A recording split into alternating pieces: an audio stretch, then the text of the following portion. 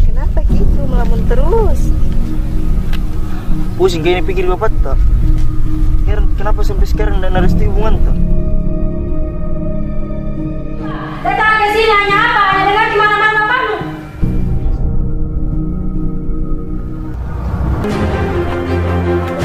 Weh, mantan kowe.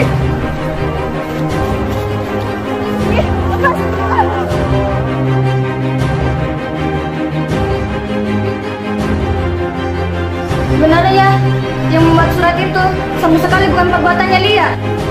Tapi Cukup, Kak. Jangan menghina kami lagi. Lebih baik Kakak pergi dari sini.